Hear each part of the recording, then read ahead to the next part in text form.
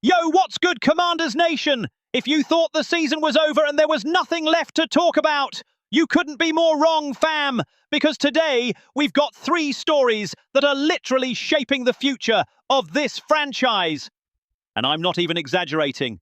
We're talking about the 2026 draft, key free agency moves, and a stadium that's already throwing shade at Jerry Jones before they even break ground. Wild stuff. Listen, the off-season is where championships are built, and Josh Harris and Adam Peters are moving like they know exactly what they're doing. We got to talk about the pass rush, the most underrated backup QB in the league, and a stadium design that's low-key trolling Dallas without saying a word. So get comfortable, hit that like if you rep the burgundy and gold, and let's get into it, because this is too good. News 1. Commanders might land one of the top college pass rushers in the latest mock draft. All right, fam, let's start with the big one, because this could completely reshape our defense in 2026. Jordan Reed from ESPN just dropped his first-round mock draft, and he's got the Commanders taking David Bailey, edge rusher out of Texas Tech, with the 7th overall pick. And bro, when I say this dude is a problem for offensive tackles, I mean, he led the entire FBS with 14.5 sacks this season. Not just his conference, not top 5, number 1 in the whole country. Now let me break down why this pick makes so much sense. It almost hurts. Look at our current edge situation. We've got Dorrance Armstrong and Javonte Jean-Baptiste as the only edge rushers under contract for next season, and both are coming off season-ending injuries. That's basically 0 reliable depth at one of the most important positions in modern defense. It's not that those guys are bad, but we need youth, we need explosiveness, and most of all, we need someone who can generate consistent pressure without having to blitz every down. And that's where David Bailey fits in perfectly. This dude had 23 tackles for loss on top of those 14.5 sacks, which tells you he's not just a third down specialist. He's disruptive in every situation. But what really gets me hyped is his pressure rate, 20.1%, the highest of any defender in the FBS. That means every time he rushes the QB, there's more than a 1 in 5 chance he's creating pressure. For context, most good NFL edge rushers are in the 12 to 15% range. This dude is operating on a whole different level. Reed highlights something key in his breakdown. Bailey's first step quickness is elite, and that's everything in the NFL. It's all about those first 2 steps off the snap. If you can win leverage in the first 0.3 seconds, you've already got the upper hand. And Bailey doesn't just have that burst. He's got a full pass rush toolkit. He's not a one-trick pony who only knows speed rush. He's got counter moves. He can convert speed to power. He's got a nasty rip move. And he knows how to use his hands to disengage from blocks. But what really sold me on this kid being special was his performance against Oregon in the college football playoff quarterfinals. Reed says it was one of the best individual defensive performances he saw all season. And bro, we're talking about going up against one of the best offensive lines in college football. That kind of showing in a big-time game tells you everything you need to know about his motor and his ability to rise to the moment. Now let's be real. If Reuben Bain Jr. from Miami is still on the board at pick 7, we should probably sprint that card in. Bain might be the best pure pass rusher in this draft, and if he falls to us, that's a gift from the football gods. But there's a strong chance one of the top 6 teams snatches him up, especially since a bunch of them are also desperate for edge help. But here's the thing. David Bailey is not a consolation prize, fam. This isn't some, well, we missed our top guy, so let's settle situation. Bailey is a legit first-round prospect who could be a Pro Bowler at this level. His college production is undeniable. 14.5 sacks, 19.5 tackles for loss in his All-American season. Those numbers don't lie.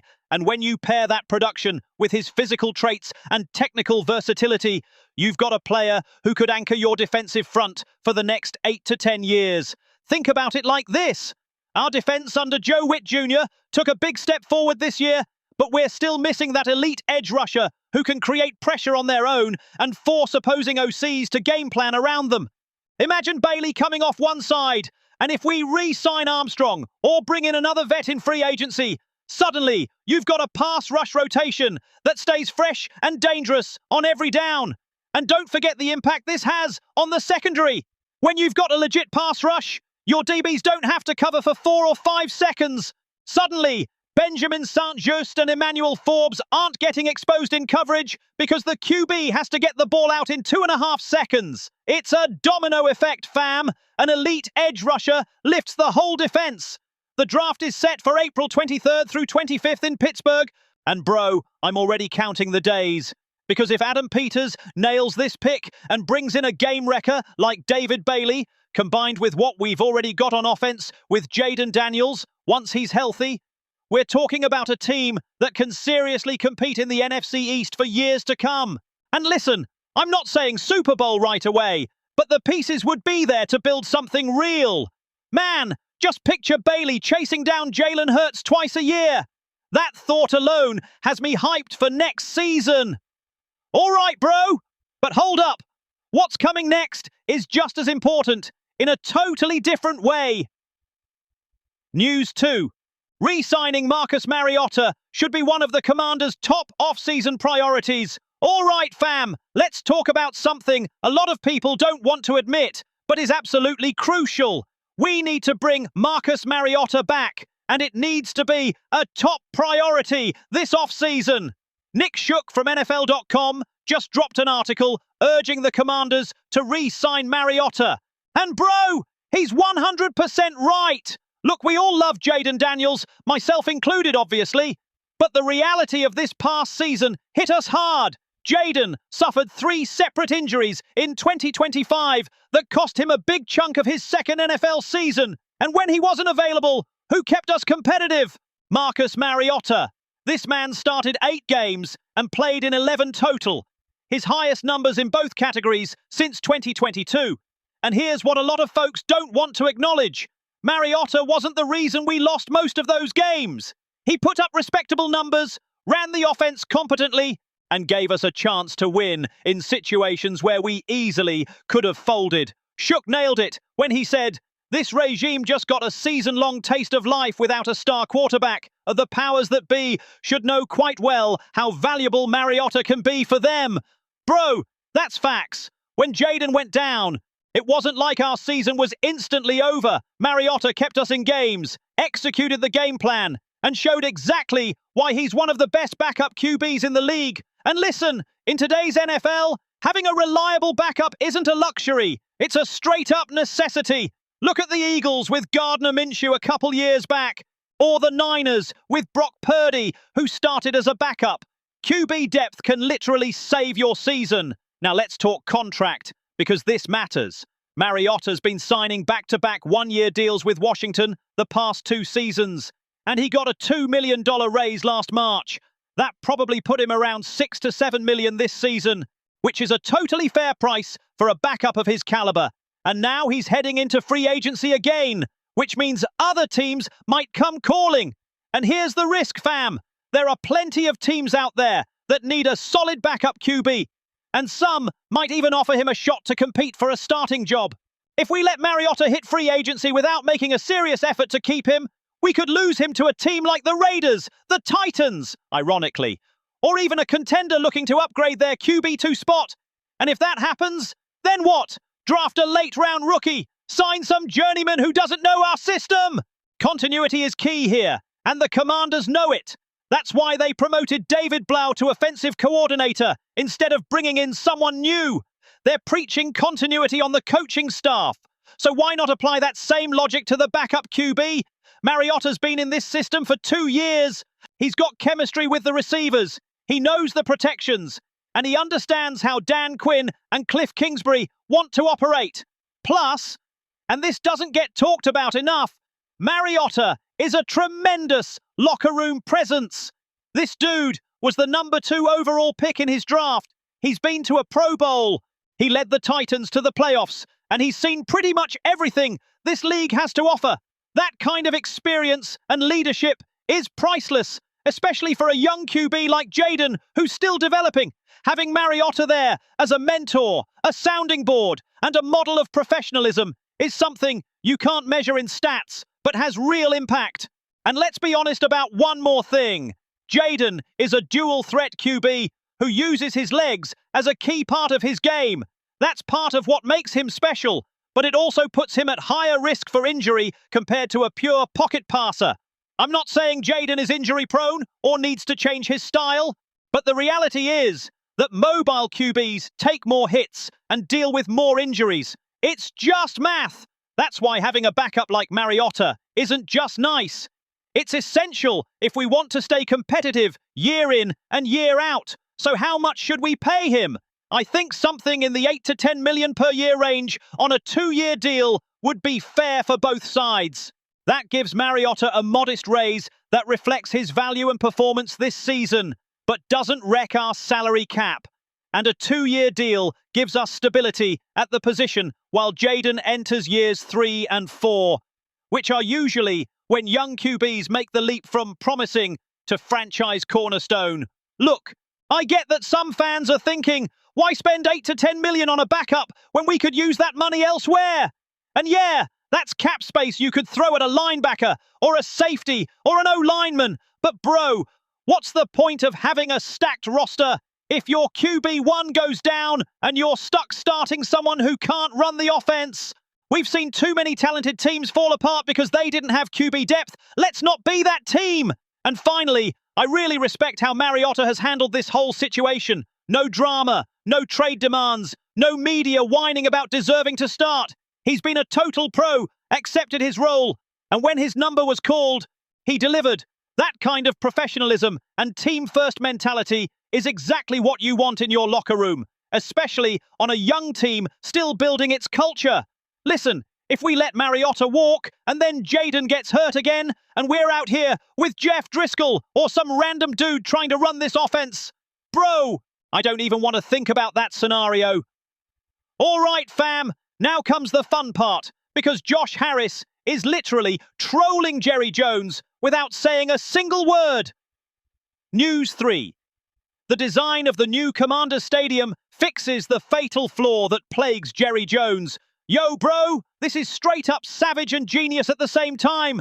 I don't even know whether to laugh or just applaud the architectural brilliance. David Harrison just dropped an article breaking down the renderings of the new Commanders Stadium, which is set to open for the 2030 season.